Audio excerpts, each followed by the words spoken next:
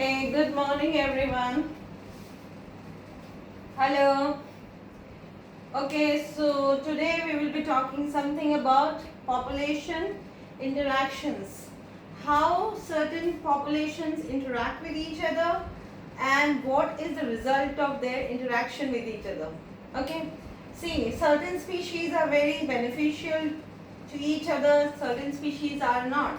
So here let's see what are the different types of population interactions, though I had said this different video yesterday, but let's revise it quickly.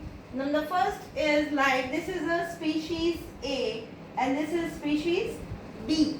Okay, now supposing this species is also benefited and species B is also benefited, दोनों को फायदा हो रहा है, both are getting some advantage with each other. Okay, and we have already seen these type of symbiotic relationships earlier. So this type of interaction between the populations is known as mutualism. Mutual means between two people. Mutually means between two people if they are beneficial to each other. So that is plus and plus. Then that is a mutualism. Now the next one, in both are getting harmed. This is also getting a minus and this is also getting a minus. Means what? Both are getting harmed.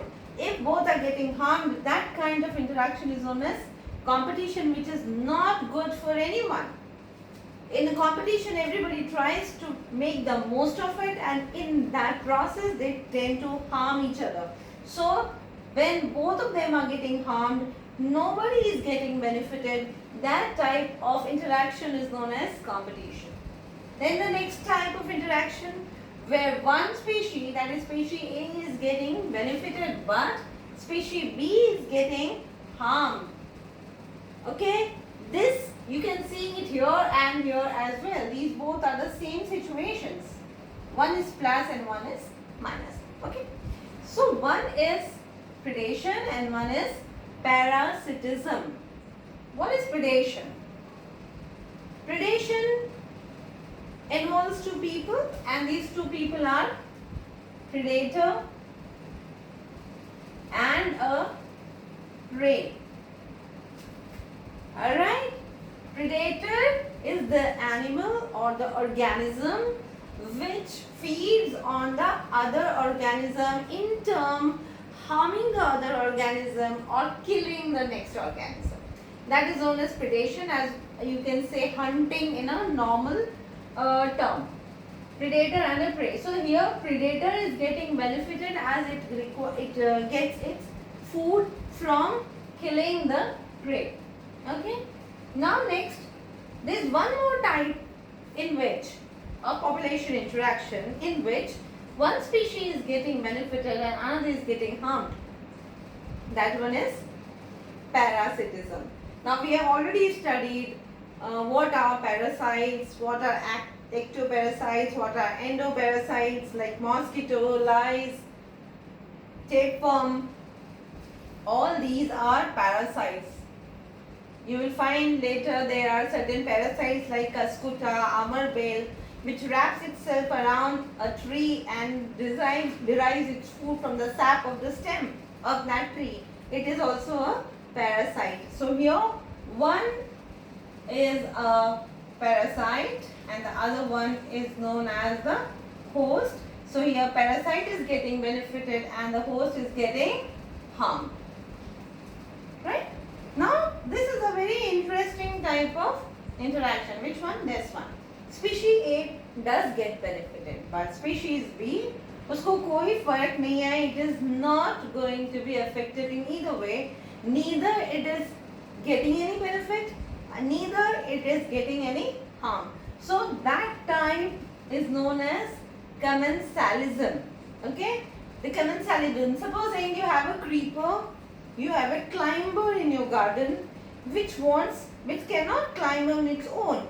But suppose there is a tree or a shrub nearby, the climber intertwines itself around the shrub and starts growing up.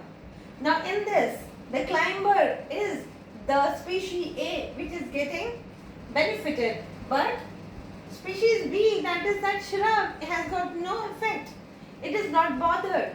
Whether you want to climb on my stem, it's perfectly fine as long as it is not feeding on that. So commensalism is that. Then reverse of it, when any organism is getting harmed but the other one is not getting benefited, it is known as amensalism. Alright. Now we will start to see these in a little bit of detail. So first one, let's start with predation as it goes according to your book. So I am going to take this topic, predation, first. In environment, you all know what is the source of energy. Ultimate energy is sun. The energy flows from sun to plants. We have seen this. Energy from plants goes to herbivores and carnivores and so on. Correct? Now, if there is no predation involved, this energy will not get transferred to the next level, next trophic level. So, to transfer this energy in all these trophic levels, there has to be this predation. Predation is very useful. Predation is very useful as it serves as conduits of energy. Number one. Number two, it keeps the prey population in check. What does it do? It keeps the prey population in check. What do we mean by in check? Means it keeps them in a controlled number, correct? Now we have a predator, we have a prey. Now for example, if there were no tigers, deer ka population would have been massive. And then it may have disturbed the entire ecosystem. So unless there is a predator present, prey population is going to keep on increasing in many fold, which is not actually desired. I'll give you an example. Like, let me tell you something about Eichhornia crassipus, that is known as water hyacinth or the terror of Bengal. Let me write here, terror of Bengal. You know, this plant was brought to India for a decorative purpose. It looks very beautiful. It is known as water hyacinth also, and it grows on the water and keeps on growing on the surface of the water. We have talked about it earlier also last year when we were studying the classification or the plant kingdom. So this, we had brought this from outside. This is an exotic variety.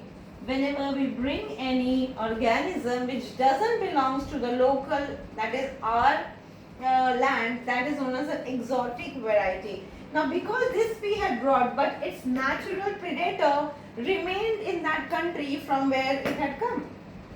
So this terror of Bengal or the water hyacinth, why did it become a terror? Because it keeps on growing as nobody is feeding on this. It is not having its natural predator here so that it can check the population of this water hyacinth. So gradually, because it gets spread so fast, and you all know, we have discussed earlier that the lakes get destroyed.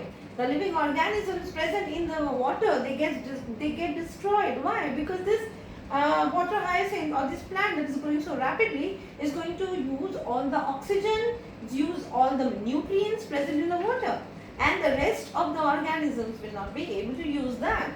So its predator is not there, so it is very difficult to keep this prey under check. So what is the importance of predation? This is a very important question of your board exams. What is predation and what are its advantages? So first advantage is it is a conduit of energy. Second is it keeps the prey population in check. There was we will continue this video little later. Then we will talk about different examples on predation.